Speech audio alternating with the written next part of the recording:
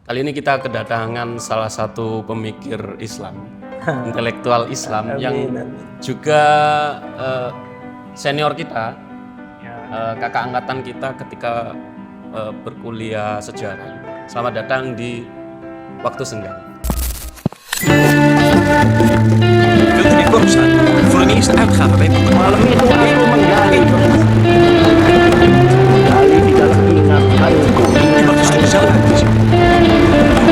Menggali di dalam khayalku. Jadi Mas Wildan ini adalah lulusan ilmu sejarah untuk S1-nya dan S2-nya di Pasca Sarjana UIN. Jurusan apa, Mas? Filsafat Islam. Filsafat Islam. Oh, filsafat maksudnya. Iya. Bisa diceritakan sedikit, Mas, terkait dengan dari ilmu sejarah meloncat ke filsafat Islam dan mengapa Mas Wildan memilih jurusan tersebut gitu? Apa yang membuat saya berkenan untuk atau mau kuliah di filsafat? Yang pertama di S1 di UNER gitu.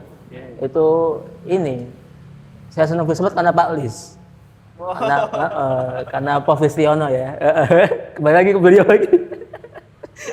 Karena Prof. Listiono gitu kan. Kalau kita kenal ada nama senior kita Mas Yusuf Bandi, beliau menjuluki bahwa ada dua nabi di FIB itu. Yang nabi pertama adalah Pak Menachem Ali, yang kedua adalah Pak Listiono. Gitu. Sensasi dulu semua ya. Iya itu semua. Jadi karena dua nabi itu ya inspirasinya gitu. Jadi sejak kuliah di FIB, kenal Pak Lis dan suka filsafat. Akhirnya itu menjadi apa ya, semacam angan-angan kulo gitu, angan saya gitu kan selama kuliah S1 dan pasca S1. Terus yang kedua ditambah setelah S1 kulo ternyata lebih suka dengan ilmu-ilmu sosial seperti sosialisme, marxisme. Dan kulo sempat ini Mas Anan ikut sekolah Walhi, sekolah ekologi Walhi yang angkatan pertama ya, Walhi Jatim itu. Kulo ikut itu dan makin senang dengan gerakan sosial ya. Kayak gitu. Nah, dari itu akhirnya kulo makin senang pemikiran dan ketika ada peluang buat S2 kulo ambil filsafat gitu. Karena di UNER belum ada S2 filsafat, ya akhirnya kan beraninya ke UIN ya, filsafat Islam. Kayak gitu. Itu sih Mas Adnan. Tadi itu sudah dijelaskan mengapa filsafat. Okay. Tapi mengapa Islam, Mas? Mengapa Islam? Nah, sebagian besar tulisan Mas Wildan yang sudah ada di ya katakan media-media online dan lainnya itu kebanyakan membahas atau perspektifnya adalah Islam gitu, Mas.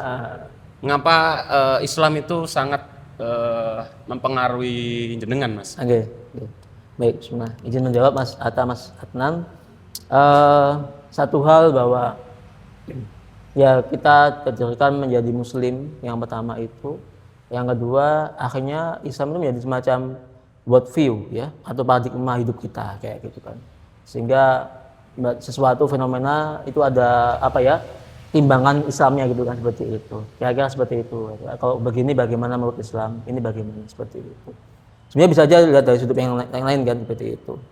Saya pribadi di masa ini berusaha ini Mas Anan menghubungkan dimensi-dimensi itu. Tadi saya belajar kitab kuning yang huruf gundul itu ya. Tapi saya juga konteksnya dengan ilmu sosial. Gitu. Jadi saya membahas tentang ada satu kitab itu namanya adalah Ahkam Sultaniyah. Yang itu adalah Imam Mawardi, beliau ulama penasihat Sultan Abbasiyah. Abbasiyah di Irak dulu. Tahun 1300-an kira-kira Masehi. Itu beliau membahas buku itu tentang negara, tentang politik. Saya kontekskan dengan masa kini. Saya katakan dengan kondisi masa kini, teori-teori politik masa kini gitulah. Sehingga saya comparekan gitu. Jadi saya hari ini ada dalam fase di mana Islam bagian dari saya dan itu saya kembangkan lagi dengan dimensi sosial gitu. Sosiologi, antropologi kayak gitu. Di zaman yang serba anomali ini, Mas. Apakah Islam sebagai sebuah religi masih relevan, Mas, dalam kehidupan yang sekarang ini, Mas? Izin Mas Adnan menyampaikan satu hal, mungkin kita bisa berangkat dulu dari definisi apa itu agama gitu. gitu kan. Kita harus sepakati bersama dulu di sini gitu kan. Mungkin kalau agama itu kita diartikan sebagai ya semacam sistem keyakinan ya seperti itu, yang itu tersusun memadat ya kan, akhirnya mewujud dari sebuah amalan-amalan yang tampak gitu kan. Kalau Islam ada sholat ya kan, ada Kristen dan macam-macam, Yahudi dan macam-macam. Itu satu hal definisinya. Agama itu adalah sistem keyakinan kan, seperti itu. Yang kedua, agama itu ada dua bentuk. Ada dalam beberapa literatur yang saya baca Mas Hanan itu ada agama langit, agama bumi.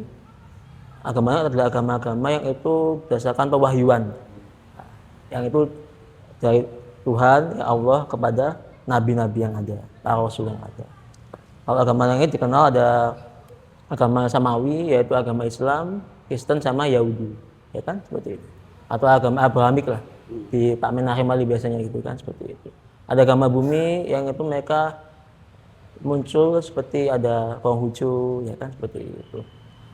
Apalagi kalau di Jepang itu ada juga ya, di India seperti itu. Ini ada dua bentuk keagamaan kayak gitu. Itu dua bentuk. Nah, ketika waktu berevolusi dengan definisi yang ada kita tahu ada dua bentuk agama. Terus apakah beragama itu relevan untuk hari ini?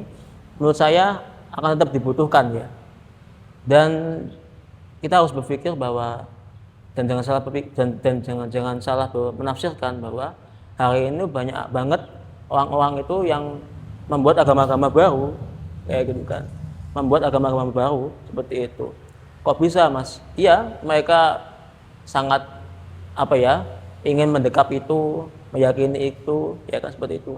Dan itu nggak harus sebagai nama-nama formal ya seperti itu. Satu seperti mereka menuhankan materi ya kan seperti itu. Seperti itu ya kan. Kalau nggak ada HP nggak bisa hidup misalkan kayak gitu. Itu kan udah kayak Tuhan baru itu kan seperti itu ya kan. Ada kehilangan ATM kayak mau mati misalnya kayak gitu. Itu kan sudah seperti keyakinan mereka kan seperti itu. Jadi hari ini tuh kalau saya lihat adalah semacam ada banyak orang itu yang memunculkan berhala-berhala baru dalam hidupnya kayak bisa ATM, HP, mobil, kayak gitu Mas kira-kira. Itu mungkin. Menarik Mas. Ini juga hal yang menarik juga ya dalam sebuah sistem yang dikatakan sebagai agama. Padahal ternyata ya meskipun seseorang secara katakanlah identitas yang tertulis dalam kepemerintahannya bisa jadi dia beragama Islam gitu atau Kristen atau apalah, tapi dalam kehidupannya bisa jadi mereka atau oknum-oknum itu yang mereka pertuhankan bukan lagi sesuai apa yang agamanya gitu. Seperti kata Mas Sultan tadi, sudah ada menjadi berhala baru. Banyak yang menjadi berhala baru seperti katakanlah uang, kekayaan. Terus juga barangkali juga keserakahan gitu. Keserakahan ya. Tidak tahu batas kecukupan gitu. Iya. Keserakahan. Sehingga kehidupannya selalu ya untuk itu sampai melupakan Tuhan menurut kepercayaannya. Nah, Islam Mas, apakah Islam ini sebenarnya punya potensi nggak sih Mas sebagai suatu nilai atau ajaran yang bisa menjadi semacam pembebasan gitu, untuk seseorang, untuk orang lain gitu, menjadi suatu penyadar gitu, bahwa kita sebenarnya dalam satu kehidupan yang tidak adil gitu. Sehingga Islam bisa digunakan menjadi satu alat untuk membongkar ketidakadilan dan menuju ke masyarakat yang madani katanya. Apakah bisa Mas? Bisa. Oke. Bismillah. Misi Mas Hatta. Apakah bisa Islam? Maka kita bisa berkaca dari sejarah kemunculannya aja kayak gitu kan. Bahwa Nabi Muhammad itu muncul dan akhirnya menjadi orang yang dimusuhi banyak orang gitu kan. Itu satu alasan esensinya sebenarnya bukan karena apa ya, ajakan menyembah Tuhannya gitu kan. Gitu. Tapi karena Nabi Muhammad ini punya potensi untuk mendobrak semua sistem yang telah mapan secara ekonomi, sosial, politik yang dipunyai orang Quraisy di masa itu. Kan situ kan ada oligarki yang diciptakan oleh orang Quraisy untuk menindas orang-orang lemah, perbudakan dan macam-macam itu. Nabi Muhammad itu lahir selain memerangi agama tauhid ya, agama untuk menyembah Allah. Yang kedua adalah Nabi Muhammad adalah mengusung apa ya, semacam teologi pembebasan lah kayak gitu, seperti itu. Yang itu ingin menghapus perbudakan, ya kan? Apa mengangkat kemuliaan perempuan seperti itu. Ekonomi harus bagi rata seperti itu. Dan tidak boleh ada penyiksaan pada orang-orang lemah kayak gitu. Itu semua ciri khas dari gerakan Nabi Muhammad kayak gitu. Itu membuat orang kafir itu takut, iki lek entek kabeh dikuasai Nabi Muhammad, itu udah diopo gitu kan. Yang sebenarnya dari tuan-tuan tanah gitu kan, seperti itu kan. Ini udah dimiskin nih gitu kan.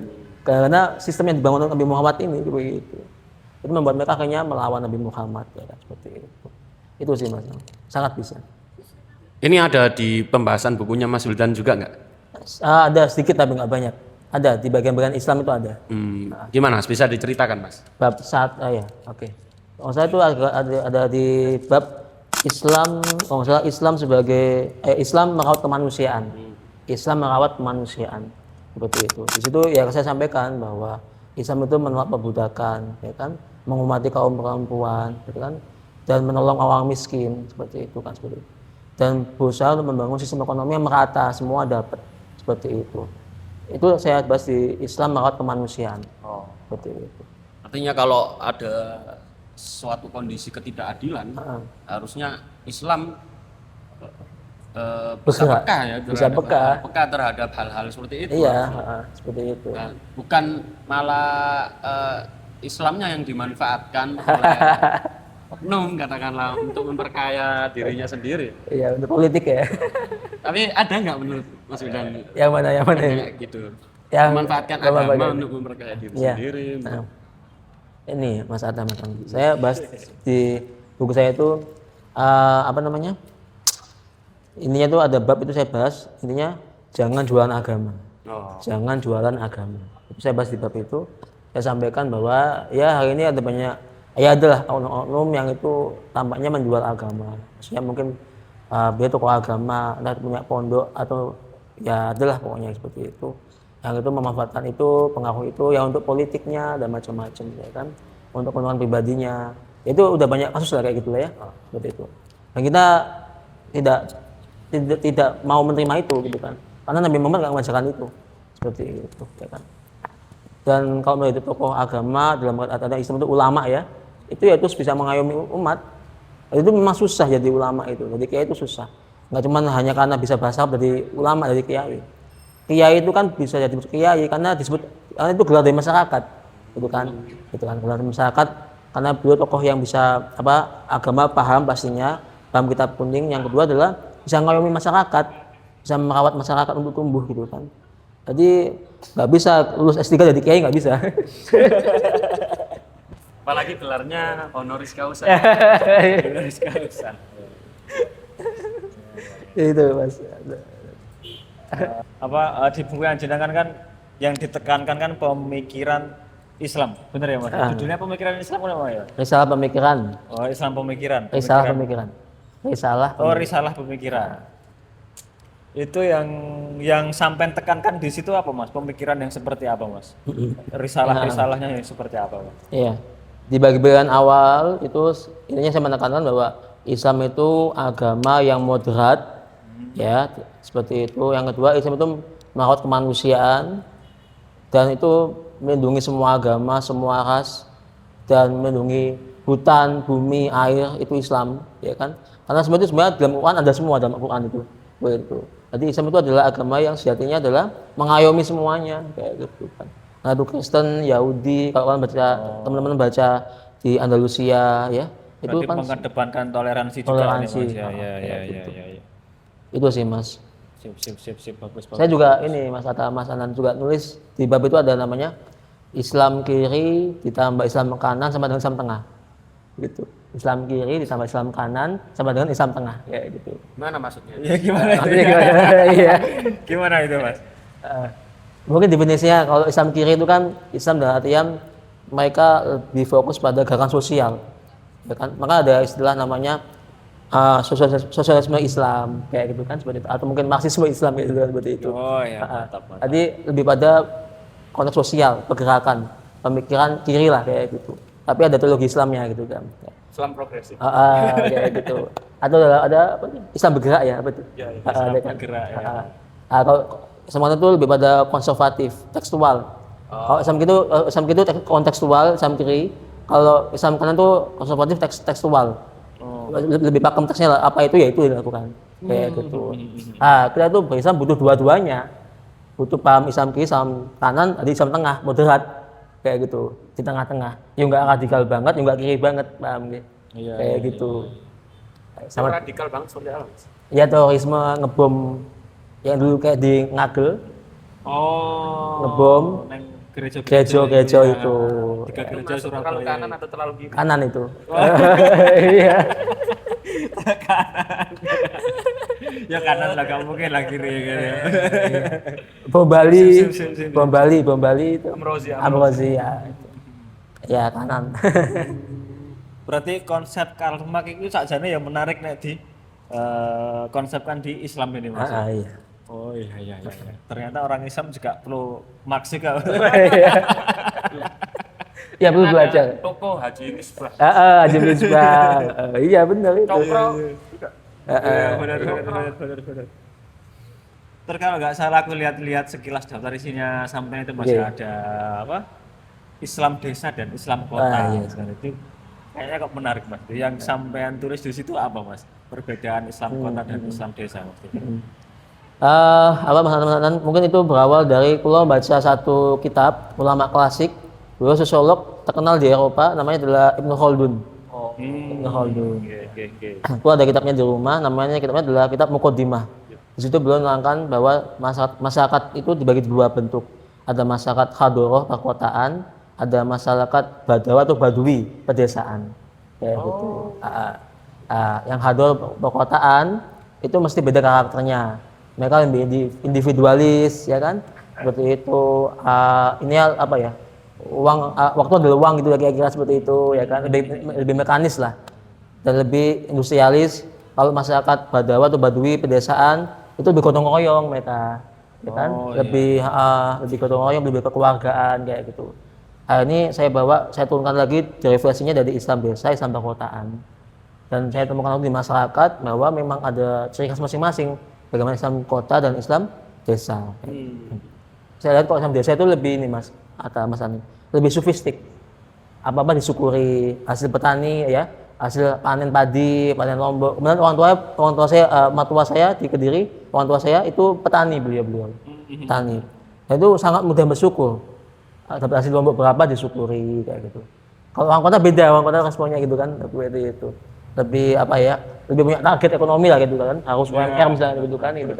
Bahkan kalau mau ya kan, mungkin Mas Atta mungkin bahkan kalau mau nerima mantu diukur dulu ya, ini berapa gajinya gitu kan. Berapa gajinya gitu kan. Ya itu, kalau desa enggak gitu kan. Gitu Mas Atta. Iya. Tadi jenengan kalau nggak salah bilang kan apa? Ada agama langit dan agama bumi. Iya. Terus aku jenengan bilang yang di bumi itu diibaratkan kayak kita menuhankan ATM, dia makanya itu. apa handphone, apa gitu kan. Nah ini ngomong ATM gitu Mas. ATM. Iya. Tapi kan memang ngomong kebutuhan nih Mas. Iya Pak. Sebenarnya kan misalnya dibanding-banding kan ya Mas. ATM kan kita butuh makan harus mengeluarkan isinya yang ATM Mas. Kalau dibandingkan sing langit tadi ya kan ya kita nggak mungkin bisa kenyang Mas kalau hanya berdoa beribadah kalau nggak mengeluarkan dari ATM kan soalnya kan ini ngomong kebutuhan. Nah menurut jenengan gimana Mas? Ya gini. Oke, makasih. Gini, ini Mas Anan, Mas Atta, kan beberapa yang lalu itu kalau ketemu sama teman-teman SMA aku loh, SMA saya gitu, SMA saya. Yang satu beliau pengusaha kontainer, jadi punya truk ya, truk kontainer gitu. Iya. Beberapa unit. satunya beliau menyewakan pickupnya di antar jasa kayak Lenovo ya. Lenovo apa? Apa itu yang jasa antar angkut itu Mas apa namanya? Jasa angkut. Yang aplikasi itu? Lala move. Move. Lenovo. Lala move. Ya, satu kontainer, satu pickup ya, jasa antar. Ini satu ini ternak reptil, ular gitu kan. Ular kayak gitu. Itu 2 orang berbeda. 3 orang. Oh, 3 orang. Satunya reptil yang terakhir. Reptil ya. Jadi kayak ini mereka ngobrol sama sama saya gitu kan seperti itu. Dan mereka itu menyampaikan bahwa mereka semua punya bisnis ya kan. Dan mereka tuh kebanyakan kedonyan bapak-bapak memang. Kedonyan. Kedonyan. Maksudnya mesti mikir uang gitu. Materialis. Iya. Materialis benar. Terus mereka tanya ke saya, tanggapan sampean bagaimana? Kan mereka manggilnya Pak Ustadz gitu kan. Gimana Pak Ustadz tanggapan sampean gitu kan. Jawaban saya adalah satu, bahwa kita itu hidup di dunia. Dan Islam itu ada untuk mengelola dunia ini. Termasuk dalam hal keuangan yang ada. Dan kita tetap butuh, kerja itu harus, ya kan, bisnis itu tetap harus, seperti itu, ya kan. Sehingga saya pesan ke mereka bahwa jadikan dunia ini ATM jenengan-jenengan itu ya untuk wasilah kebaikan yang lain kayak gitu. Jadi tetap kerja, tetap beramal kayak gitu kan. Bahkan ada satu kitab namanya ini Mas Anam, Talim Muta'alim. Oh ya. Tahu ya? Tahu gitu? Tahu. Kenapa dok ini Mas? Iya. Oke, mesti benar-benar ngaji yang ditulis oleh Imam Zanuzi belum menyampaikan bahwa zuhud itu bukan berarti melepas dunia, tapi kita tetap memegang dunia, mengawal dunia ini, tapi dengan hati yang dekat kepada Allah kayak gitu. Itu tetap harus dikelola ini kayak gitu. Bukan berarti dibuang gitu kan kayak gitu. Terus akhirnya apa? Semedi itu enggak kayak gitu. Gitu Mas. Jadi tetap perlu dunia sih kita ya. Tetap perlu. Ya. Soalnya kan ya cerita saya di Mas. Kemarin kan aku juga habis pulang kampung kan dari Blitar. Oh, Blitar. Cinta kayak Kediri. Iya, cedek Kediri, lewat Kediri kan. Sampai Kediri ya. Tapi gak lewat Gumul aku. Iya. Jadi memang keluargaku di sana kan sangat religius. Sangat religius. Warga Kiai. Apa? Warga Kiai, warga pondok. Ya memang kalau ngomong nembah ya. Mbah saya emang dulu kiai, sempat jadi takmir Masjid Agung Blitar juga. Oh gitu. Terus Alhamdulillah. Pak saya kemenak juga di Blitar. Berarti Gus ya? Gus Atta ya. Saya namanya baru ya, Gus Atta gitu. Soal pemikiran aku dengan keluarga aku mungkin berbeda. Iya. Berbeda. Iya Gus. Jadi gak enak aku celuk Gus, aku duduk anak kiai. Iya. Mungkin aku ya rada terlalu logis saiki Mas. Aku logis ya setelah ketemu Pak Lis.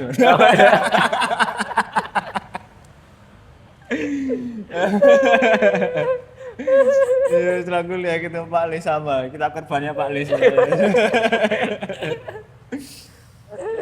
Terkadang kan ya ketika kok sebelumnya kok gak kepikiran kayak ngene iki gitu kan. Kemarin kok tiba-tiba kebetulan kepikiran aku jalan-jalan sama istri gitu kan. Jadi ya namanya keluargaku agamis kan seolah-olah mereka kok bisa menemukan kenyamanan ya. Kita menilai kok berlebihan beribadah gitu. Iya, terus. Sidik aku boleh kayak ngerasain keluarga aku ya enak juga gitu ya. Kok sidik-sidik yang masjid ngaji, sidik-sidik gitu kan. Iya. Mungkin kita masih ya kita beribadah lah, kita tetap beribadah tapi beribadah kita secukupnya gitu kan. Cuma kalau melihat orang-orang ketika kemarin mudik ya kok berlebihan banget ya. Sore, awan, isu. Mungkin kan nek tak terapno nang kehidupanku kan kehidupanku di kota sih emang ya, mungkin itu di desa Mas. Kehidupanku di kota memang aku lebih banyak bekerja kan. Jadi ya kayak berbeda tapi memang suasana desa itu ya memang enak sih, ayem. Tenang ya. Tenang. Mungkin karena mereka banyak beribadah paling. Jadi kayak kita ketularan ketenangannya. Kalau kita kurang ibadah ya. Kita kurang ibadah. Ya, kalau orang kota kan masih ya apa ya, bener sampai tadi apa materialistis semua gitu kan. Industrialis. Industrialis bener gitu. Kejar waktu kan. Kejar itu bener target juga. Semoga Mas, tanggapannya jenengan gimana? Terkait tadi itu. Terkait terkait pemikiranku yang tadi gimana? Ini berarti refleksi ya, bukan pertanyaan. Refleksi. Oke, bismillah. Makasih Mas Atta, Mas Adnan.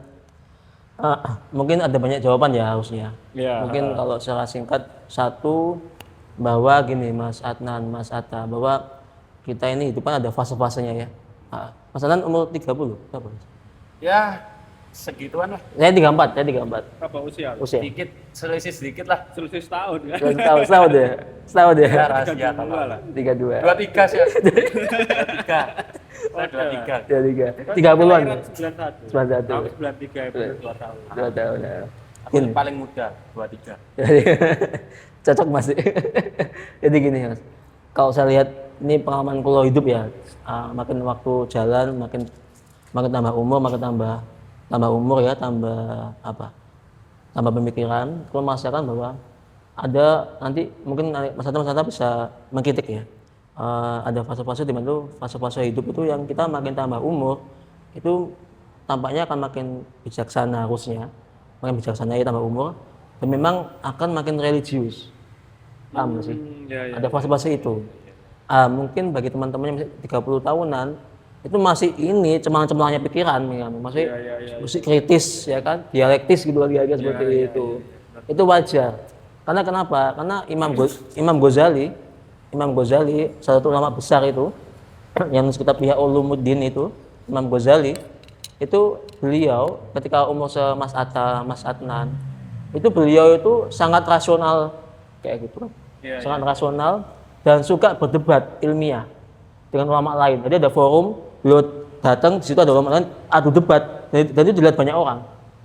Dan itu mesti menang beliau. Sekarang nggak ada ya Mas kayak gitu. Kalau ada seru kayaknya itu. Kalau ada seru gitu kan dia. Ini berarti dari Imam Ghazali yang rasional. Seiring waktu belum bertambah 35, 40 tahun makin tambah lagi, itu makin religius. Dan kitab Ihya Ulumuddin itu yang monumental itu ditulis oleh beliau. Itu kitab tasawuf ya, kitab spiritual sufistik ya. Itu ditulis ketika umur beliau makin tua.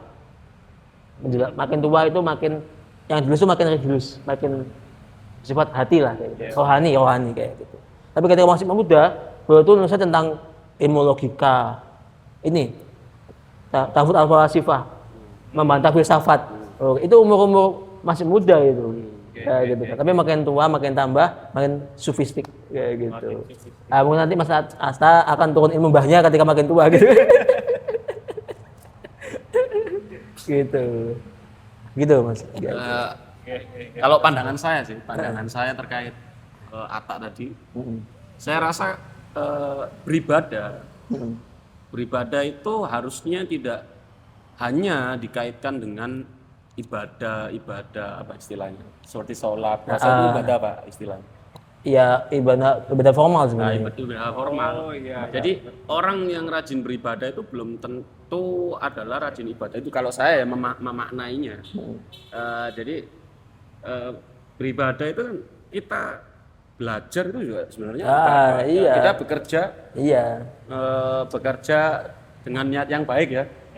Enggak rakus maksudnya. Itu juga ibadah. Kita merawat alam juga ibadah. Benar. Jangan-jangan orang-orang Bali sedang beribadah. Iya, benar. Orang-orang Bali. Sepakat. Orang-orang yang sedang menuntut ilmu, orang-orang yang sedang ada di perpustakaan jangan-jangan beribadah semua. Iya. Nah, jadi kan harusnya kita tidak mendefinisikan ibadah itu secara sempit. Dan untuk mungkin diriku sendiri harusnya juga tidak memandang ibadah itu tidak hanya itu, banyak ibadah lain gitu yang harusnya, kalau saya, ibadah-ibadah yang seperti sholat dan lain-lain itu harusnya cukup menjadi ranah ranah pribadi saya gitu. Bahkan yus orang lain tidak perlu tahu, justru yang harusnya yang dinampakkan itu ibadah-ibadah seperti ya menuntut ilmu, peduli pada alam, Ya, kritis pada Ya. ketidakadilan, Ah. itu yang harusnya ibadah yang harus dilakukan. Iya, iya. Yang dibutuhkan itu dibutuhkan. Kita butuh ibadah seperti Iya, itu. iya. Benar sekali.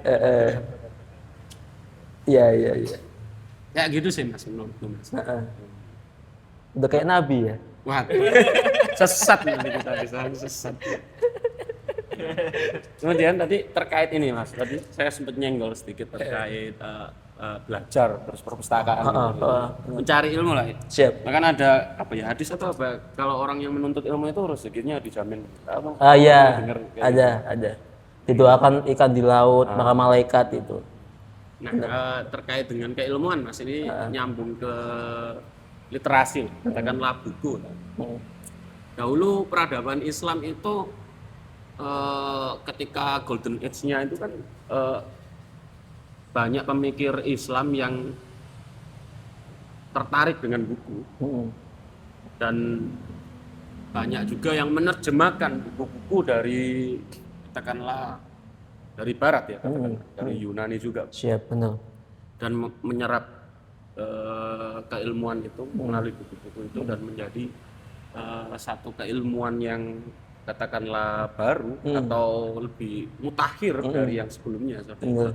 Dan kemudian pertanyaannya adalah harusnya dengan posisi yang pada saat itu seperti itu ada di titik seperti itu harusnya bisa lebih tinggi lagi atau paling tidak stagnan di titik yang bagus itulah. Kok menurut saya malah menurun ya Mas untuk terkait dengan keilmuan antara hubungan Islam dan keilmuan. Tidak lagi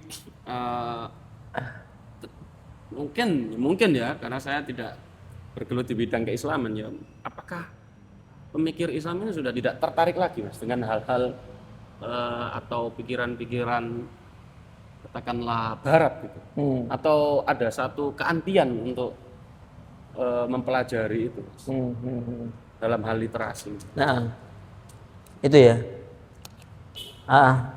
Ini agak panjang jawabannya sebenarnya. Ada di buku? Di buku tidak banyak disinggung. Tidak banyak. Nanti gini, Bismillah. Misi Mas Adnan, Mas Atta. Ini aman ya? Cocok ya? Aman ya. Baik, Bismillah. Yang pertama gini. Ini jawaban pertama ya. Gini, Mas Atta, Mas Adnan. Saya itu pernah membayangkan, saya pernah sama murid-murid saya di SMA. Saya itu membayangkan seandainya Abbasiyah itu nggak runtuh ya kan di Irak. Seandainya Alexandria yang zaman Romawi itu nggak runtuh, ya kan? Itu bagaimana dunia ini hari ini gitu kan? Itu kan semua pusat ilmu dan semua manuskrip itu ada di sana semua.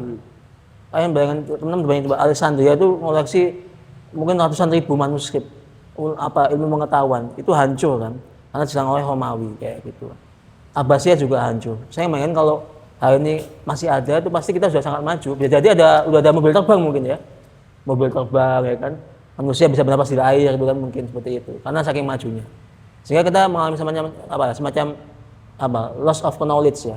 Ada semacam keterputusan ilmu gitu kan. Sehingga kalau itu nyambung terus ada itu mungkin kita akan lebih mutakhir hari ini. Satu. Terus yang kedua, apakah Islam ada ilmu, hubungan dengan ilmu? Satu hal bahwa Islam itu adalah agama ilmu. Islam itu kalau teman-teman baca di Quran itu kan mesti Gusti Allah itu mesti minta kita untuk berpikir iki pikiran itu kan seperti itu tentang semesta pikiran ya kan tentang fenomena sosial pikiran. Jadi banyak ayat-ayat tentang berpikir di Al-Quran itu kan. Jadi memang itu Islam itu agama pengetahuan, agama rasional bahasa kita seperti itu. Terus yang ketiga Islam dan Barat ya, atau bagaimana tadi? Kalau saya lihat ini fenomena pemikiran ya. Kalau ada tokoh-tokoh besar dalam Islam kontemporer Mas Atta, Mas Adnan, yaitu seperti ada namanya Hasan Hanafi. Hasan Hanafi itu kan. Dulu kan ulama Mesir, ya kan seperti itu. Cuman beliau akhirnya pernah kuliah di Paris, di Perancis seperti itu. S3 beliau di Perancis seperti itu. Beliau itu berusaha membangun semacam hubungan antara pengetahuan Islam, Turat, kitab kuning ya, dengan pengetahuan Barat, hermeneutika, sosialisme kayak gitu-gitu. Eksistensialisme kayak gitu-gitu. Dan beliau juga menciptakan semacam gerakan namanya, gerakan pengetahuan ya, namanya adalah oksidentalisme. Benar ya? Lawan dari orientalis. Kayak gitu. Jadi beliau berusaha mengkontrol dan menunjukkan Timur Islam sebagai subjek, bukan sebagai objek kayak gitu. Seperti itu. Jadi bagaimana kita menerjemahkan Barat kayak gitu. Jadi jangan anti Barat, tapi kita tetap ambil Barat, tapi kita terjemahkan dalam Islam itu. Seperti itu. Itu yang dilakukan oleh Hasan Hanafi. Seperti itu. Banyak pemikir Timur Tengah itu mas yang progresif ya, banyak banget. Seperti Muhammad Abid Al-Jabiri, itu juga sama beliau, ya kan? Beliau dari Maroko, intelektual dari Maroko, itu juga sama. Beliau belajar belajar di Eropa juga, gitu. Dan beliau sama juga menggunakan alat pengetahuan Eropa, filsafat macam-macam hermeneutika untuk membangun pengembangan Islam kayak gitu. Jadi apakah ada semacam keengganan para intelektual kita atau Islam ya, dalam hal ini Timur Tengah ya, untuk mempelajari Islam? Enggak sih mas kayak gitu. Nah, cuman mungkin metodenya berbeda-beda kayak gitu sih. Mungkin itu mas. Mungkin bisa dipertajam mas. Enggak apa. Karena Mas Wildan sudah berkeluarga nih. Berkeluarga. Untuk mengkontekstualkan itu mas, satu keilmuan dan keislaman itu dalam lingkup keluarga itu gimana mas? Kira-kira mas? Iya. Paling enggak kan dari skup kecil dulu ya, Iya. mulai membudayakan. Iya. Mas Adnan, kalau saya pribadi saya tulis di buku itu bahwa peradaban itu bentuknya sangat cair, nggak mesti harus gedung-gedung tinggi, piramida gitu, nggak harus AI gitu, nggak harus. Peradaban itu terkadang dimulai dari keluarga, dari ruang makan, meja makan gitu kan, seperti itu. Dan semua orang itu punya peran peradaban masing-masing, semuanya. Mas Adnan punya, Mas Hatta punya kayak gitu. Untuk menurunkan semua itu ke keluarga, ya pastinya harus bertahap. Kalau saya pribadi memulainya dengan membangun budaya membaca buku di rumah itu. Dengan cara ya tadi kita harus punya strategi kebudayaan di rumah itu. Dan saya memang menerapkan itu. Saya ada kamar Mas Hatta, Mas Adnan di rumah itu. Kamar yang itu kanan kiri itu semua buku semua. Jadi lingkaran buku kayak gitu. Jadi anak saya kalau masuk situ, kalau bangun lihat buku, tidur lihat buku kayak gitu kan. Kayak gitu. Itu cara saya pribadi. Sehingga gimana pun mereka akan nyenggol buku gitu loh. Kayak gitu ya kan. Paling enggak ngambil buku baru dibuang gitu setelah itu ya. Tapi tetap megang buku gitu kan kayak gitu. Baru nanti disobek gitu kan. Tapi tetap megang buku gitu. Itu akhirnya jadi bawah sadar ya mereka. Oh dulu ayah kayak gini, ibu kayak gini. Lihat buku. Jadi pelan-pelan kayak gitu. Kayak gitu. Itu mungkin Mas Adnan. Jadi Mas Wildan ini ibaratnya ingin membangun perpustakaan di rumah. Iya. Gitu banyak.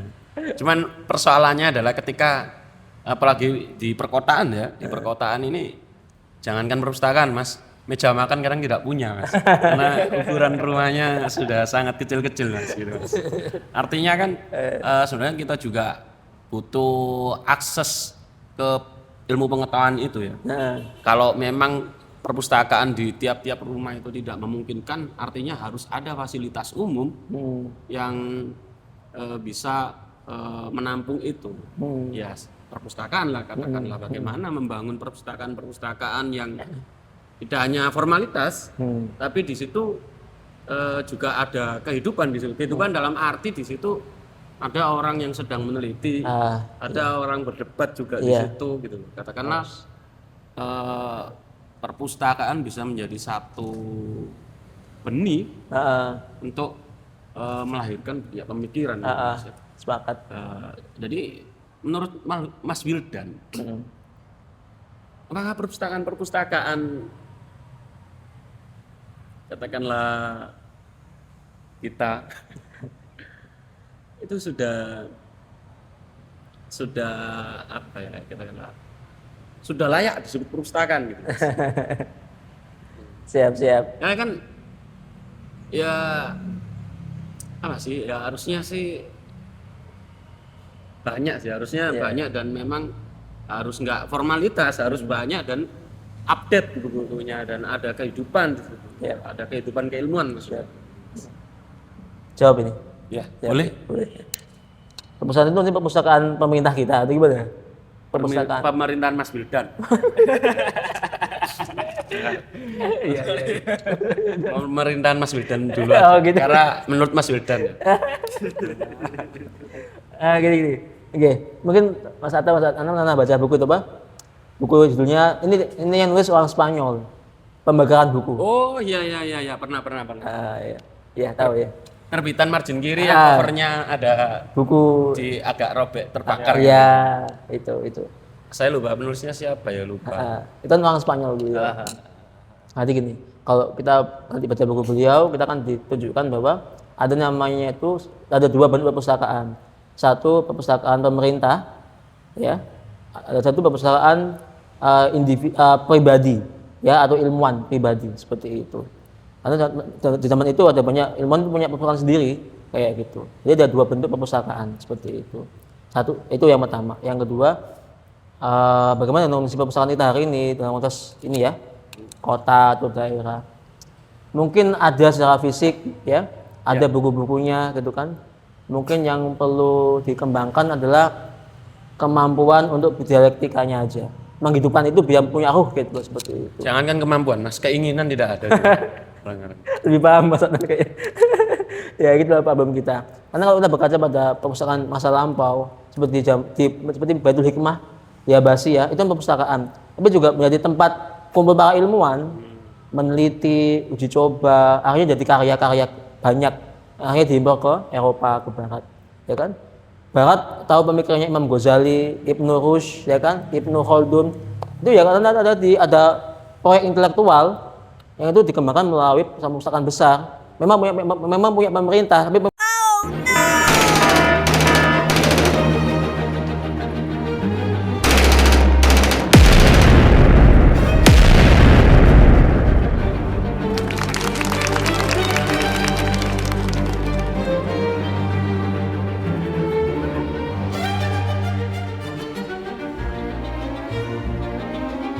jadi gitu Mas Adnan. Saya masih ingat itu Mas Anan, Prof Deliano, beliau rektornya UIN Jakarta. Saya Bidayatullah itu dulu ketika kuliah di Yale University Amerika, beliau cerita di biografi beliau atau biografi beliau cerita bahwa Yale University itu tiap tahun itu belanja buku sebanyak 50.000 buku. Itu tahun 65-an kira-kira. 70-an lah. Di kuliah beliau di S3 di sana. Itu tahun segitu, zaman sekarang bagaimana gitu kan, makin banyak lagi bisa jadi kan. 50.000 buku tiap tahun berbagai bahasa, berbagai genre kayak gitu. Begitu. Jadi menurut saya perpustakaan memang harus dikelola dengan memang ya ada pustakawan tetap ada, tapi juga harus punya semacam life plan ya. Atau proyek intelektual itu. Ini harus bagaimana dalam perpustakaan ini. Dan ini kalau hari ini konteksnya Mas Adnan lebih menarik juga perpustakaan disanding dengan kafe gitu. Dan ruang diskusi. Jadi ada circle gitu. Kalau saya itu pernah punya pikiran, Mas. Kenapa tidak cagar budaya itu jadikan perpustakaan? Supaya bisa diakses oleh semua orang. Semisal apa? Gerahadi. Bayangkan Gerahadi itu menjadi satu perpustakaan besar yang jadi ikon Jawa Timur bahkan Surabaya gitu. Kan seru ya. Jadi kita bisa ke gratis sembari menikmati keindahan ornamen-ornamen, tapi kita juga bisa mencari jejak sejarahnya, mencari konteks sejarahnya atau bahkan dihubungkan dengan masa sekarang gitu. Itu akan menjadi menarik gitu. Alih-alih ya cuman buat upacara ya. Iya. Barangkali ada tambahan apa ya dari tadi menyimpan unek-unek. Iya sih. Kemarin kan sempat ngomongin perpustakaan ya, kan sempat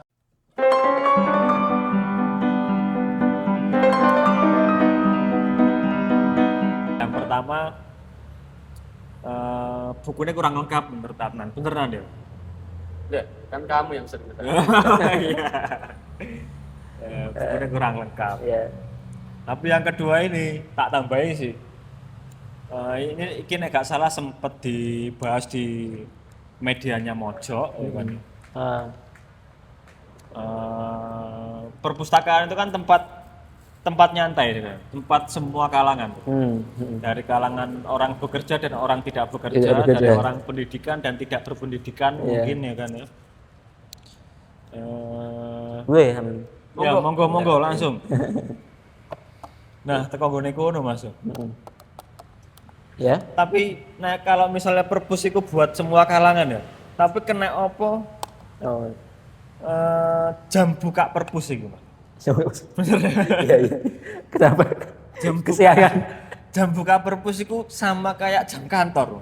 Di saat sibuk malah. Di saat sibuk, Di saat kita senggang malah tutup. Nah, harusnya kan jam buka perpus itu sama kayak jam buka kafe lah. Iya, iya, iya, iya. Misalnya bukanya jam 10 sampai jam 12 malam apa ya segitulah. Ya jam-jam kita nyangkruk, jam kita ya harusnya buka. Bukan malah jam kerja pas waktu kita kerja buka terus kita pulang kerja tutup. Seolah-olah kayak kita dilarang untuk menikmati fasilitas perpustakaan ya. Iya, iya. Sedangkan literasi baca buku itu penting, Mas. Ya emangnya di situ sih, Mas. Siap, benar. Emang iso Mas diubah. Nggak iso juga Tanya sih. Pak Almuji.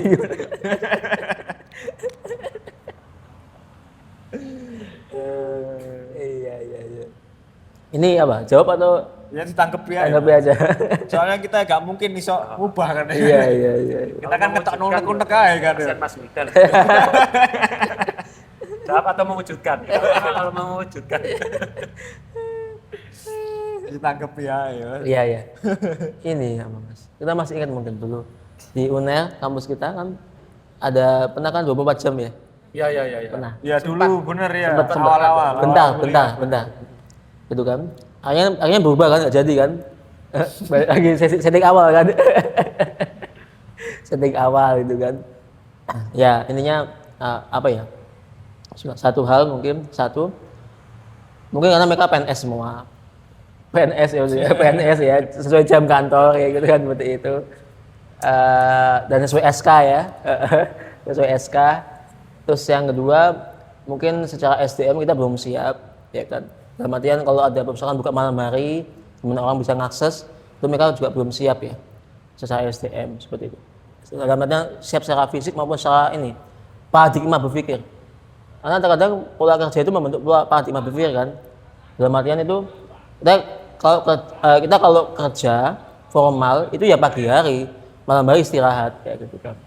Sehingga seolah-olah kalau di pegawai atau mungkin PNS yang mungkin nanti buka perpustakaan malam hari itu nggak biasa gitu kan, seperti itu, masih sesuai dengan kebiasaan kayak gitu. Jadi ya butuh penyusunan SDM lah. Terus yang ketiga ya mungkin harusnya kalau ada kayak gitu ya pasti ya ada uang lembur mungkin ya kayak gitu ya, uang lembur buat yang mau buka malam hari seperti itu. Ya, dibuat sisifan atau Sisifan gimana bagaimana gitu. seperti itu. Dan yang ketiga ya kita perlu menyampaikan langsung ke pemerintah ya, Pemkot ya. Atau mungkin ada nggak semacam formulir online di form evaluasi untuk perpustakaan, ada nggak? Yang sering Ono lah. Ada ya.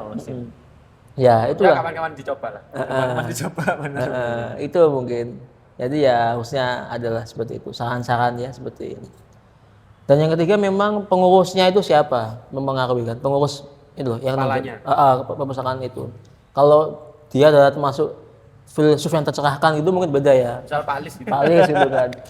Maka mari kita dukung dulu jadi calon.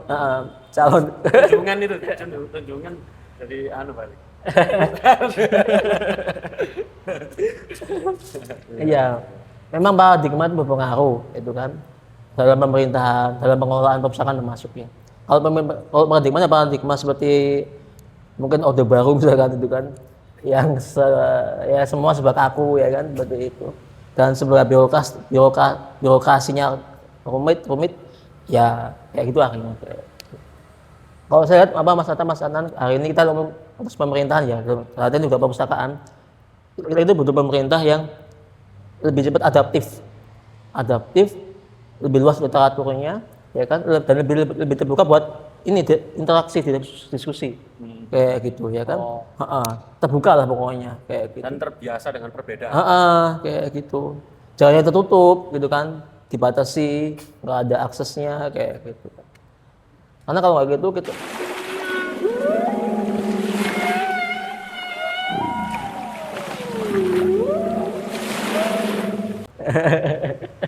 iya. Iya. Oh iya iya. Gini Mas, sekarang yang lagi apa? Ngetren bukan ngetren sih ya. Ya kan bencana sih. Ya kan?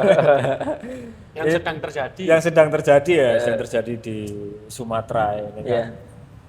Sangat parah ya kan. Tahu sendiri kan ya bencana di Sumatera. Nah, Tanggapannya jenengan soal Sumatera dengan bukunya jenengan yang relevan kayak gimana Mas? iya. Oke, mungkin singkat dari saya. Bismillah. Tadi di buku itu saya nulis satu bab Mas, namanya adalah menjaga alam, menjaga kemanusiaan. Gitu. Menjaga alam, menjaga kemanusiaan. Jadi pada intinya di buku itu saya sampaikan bahwa kalau kita bisa merawat alam ini, maka kemuliaan, kemakmuran, kesejahteraan banyak orang itu akan tercapai. Kan nggak mungkin kan kesejahteraan, kemakmuran, keamanan itu lahir di kondisi yang rusak, kan nggak mungkin. Ya, nggak mungkin kan seperti itu. Iya iya iya. Jadi pada intinya adalah kalau kita bisa menjaga alam, kita akan merawat kemanusiaan tadi itu, ya kan? Pendidikan jalan, kesehatan ada, karena alamnya aman kan, kayak gitu, nggak rusak kayak gitu. Ya, dan di Sumatera itu, kalau saya lihat, ya tadi itu adalah kalau di buku saya tulis itu gabungan antara keresahan dan kebodohan. Keserakahan dan kebodohan.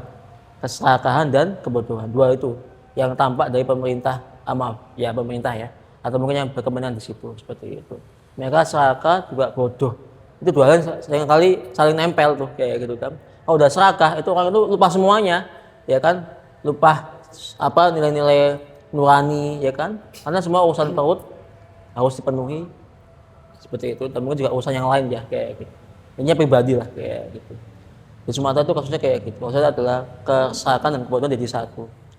Yang kedua, itu menyayangkan Mas Adnan. Kenapa sih berita-berita di TV itu kayak CNN atau yang itu, kalau ada bencana itu mesti ngomongin karena curah hujan, ya kan seperti itu, iklim. Kenapa nggak mesti ngomong tentang kemanusiaan, olah manusia kayak gitu? Maksudnya kok nggak pintar-pintar gitu loh Bian? Kayak gitu, kayak gitu. Alam dari dulu ya. Iya, itu udah sunatullah memang hujan ya hujan kayak gitu kan. Kok bisa pernah ngomongin tentang misalkan dari sisi filsafat lingkungan, filsafat lingkungan bagaimana, dari sisi filsafat ekologi bagaimana, gitu kan. Ini karena oknum tambang, gitu kan, oknum industri ekstrak, gitu kan. Kenapa nggak ngomong kayak gitu loh? Mesti selalu hujan macam-macam. Kok nggak pinter-pinter maksudnya Bian, ya gitu. Pas Sumatera kemarin itu. Kalau kok misalnya ngomong tambang Mas ya kan institusi agama ya pegang tambang. Iya Mas. Juga sih itu kita ya. Kan ada dua institusi agama, yang satu menolak tambang, yang satu menerima. Oh iya. Agamanya sama loh. Agamanya sama. Ya gua agama gitu ya. Iya itu Mas. Dijawab ya? Di buku enggak Mas? Di buku nggak saya singgung. Nggak saya singgung. Buku selanjutnya berarti. Selanjutnya. Ini jawab ya? Ya dijawab dengan sopan saja. Dengan sopan. Enak. Sopan sekali loh Mas. Sopan. Ya kan kita orang dari timur katanya. Sopan ya. Iya. Ya pada intinya kalau kita lihat ya industri alam ya, bahasa kita industri alam itu apakah benar mutlak zero, misalnya nggak boleh ada ya bisa gitu kan, tapi harus terkontrol kan, harus bisa ada aturan yang ketat kan. Sayang kita itu kan pemerintah kita tuh nggak kayak gitu, semua serba longgar kan, ya semuanya serba longgar gitu kan, hingga akhirnya Pak Juli itu Menhut ya, Menteri Kehutanan ya, Raja Julian. Menteri Kehutanan Raja Julian itu kan ngomong bahwa beliau nggak pernah ngasih izin kan kayak gitu kan, tapi kok terus-terusan terjadi di lapangan, berarti ada problem di antara mereka kayak komunikasi entah atau apa nggak tahu kayak gitu. Satu hal itu ini tentang tadi ya, dua organisasi itu ya, Dua institusi. di situ ya. Yang satu menolak, yang satu menerima. Iya, satu hal pasti ya mereka punya dalil masing-masing ya. Dalil masing-masing semuanya itu Sebut ya. Keluar aja ya. apa-apa. Gak apa ya. Kalau aku santai. Nanti di komen ya itu netizen nggak apa-apa. Ya makin rame. Apa langsung hubungi Mas Wildan? Iya, langsung ke diri aja. Terus yang kedua, apa ya Mas? Ya terkadang kan organisasi-organisasi keagamaan itu juga nggak lepas dari politik ya terkadang. Iya, entah mereka yang mengendalikan politik atau politik yang mengendalikan mereka kayak gitu. Dan saya nggak sepakat kalau agama dikendalikan oleh politik, karena akan rusak itu. Mesti rusak itu ya, mesti rusak. Semua hanya kemasan maksudnya ya. Maksudnya kayak kopiah ya dan kayak jubah kayak gitu kan. Tapi itu jualan agama kayak gitu kan. Jadi semua sebuah kemasan, ada artifisial aja lah kayak gitu bahasa kita ya. Nggak ada esensinya kayak gitu kan. Itu sih Mas. Tapi itu akhirnya membuat agama tuh menjadi terkesan buruk kan. Nah, maksudnya itu efek panjangnya adalah akhirnya walau orang Islam itu kayak yo seneng ae nambang gitu kan seperti itu gitu kan. Seperti itu. Wala ikilah podo wae iki ya tokoh agamanya kayak gitu seperti itu. Itu sih Mas. Jadi memang harus ada ya perbaikan dari dalam hukum. Seperti itu. Ya, persoalan tambang sudah. Kita kembali ke persoalan di Surabaya yang sedang trending, katakanlah trending. Ini ada satu persoalan yang membawa unsur etnis gitu. Surabaya ya? Di Surabaya, di mana ada suatu bentuk kriminalitas yang distigmakan, dilekatkan pada etnis tertentu. Artinya membenturkan etnis gitu. Oh etnis ini kalau mencuri ini pasti etnis ini gitu. Seperti itu Mas. Yang lagi viral. Biasanya nggak tahu loh itu. Saya nggak tahu yang mana itu. Ya pokoknya ada ya. Ada. Dan gimana ya Islam memandang perbedaan etnis gitu. Karena sekarang ini ada satu kecenderungan Mas. Selalu ini mencari keaslian selalu asli Surabaya gitu misalnya asli Surabaya aku asli Surabaya loh kamu nggak asli Surabaya kan kamu dari sana kan kamu pulang saja dari sini gitu. Semacam kayak ada kalau kamu asli itu harusnya kamu yang paling berhak kamu yang paling ya, padahal kan menurut saya ya satu keaslian itu kan sebenarnya tidak ada sih itu karena kita sendiri adalah hasil dari percampuran banyak etnis, suku dan lainnya gitu Mas. Apalagi di Surabaya yang sejak zaman dahulu bahkan zaman kerajaan sudah jadi satu melting pot, peleburan dari berbagai macam etnis Tionghoa, Arab dan lain-lain bahkan dari kepulauan Nusantara yang lainnya gitu. Artinya mencari yang asli itu ya satu ya tidak mungkin ada yang asli di Surabaya ini. Mau mencari ini Pithecanthropus erectus asli Indonesia. Asli Indonesia ya. Gitu Mas. Gimana menurut Mas Wildan Islam memandang perbedaan seperti itu Mas? Siap, makasih. Untuk tahu keagamaan Islam bagaimana kita harus buka pidato sejarah ya. Zaman klasik kayak gitu kan. Gini Mas, kalau kita lihat zaman kekhalifahan Umayyah itu kekhalifahan pertama setelah sahabat Nabi 4 itu wafat, muncul Umayyah itu tadi di Suriah, di Damaskus. Itu kekhalifahan yang sangat Arab sentrik. Jadi semua itu yang memimpin adalah orang-orang Arab. Yang memimpin semua pejabat itu adalah orang-orang Arab. Jadi non Arab atau ajam bahasa Arabnya itu nggak boleh memimpin. Nggak boleh masuk dalam circle mereka kayak gitu. Seperti itu. Beda dengan zamannya kekhalifahan Abbasiyah atau kerajaan Abbasiyah di Irak Baghdad. Itu sangat bahasa kita kosmopolitan. Iya. Jadi semua itu diterima dan sangat beragam. Bahkan di Andalusia itu ada dua versi Mas. Ada Umayyah Damaskus, ada Umayyah Andalusia Spanyol. Yang Andalusia Spanyol itu Umayyah Andalusia Spanyol itu sangat beragam. Bahkan orang Yahudi itu bisa jadi menteri kayak gitu kan. Jadi orang penting dalam lingkungan kerajaan. kayak gitu kan, memimpin pemerintahan kayak gitu kan. Jadi dalam Islam sendiri pun juga ada keragaman seperti itu. Apalagi zamannya Turki Utsmani, wah itu percampuran. Sultannya Turki Utsmani itu campuran darah Eropa, darah Asia kayak gitu kan. Ada dari Yunani, ada dari Perancis kayak gitu. Ya kan? Jadi Islam sebenarnya juga ada banyak keragaman dalamnya seperti itu.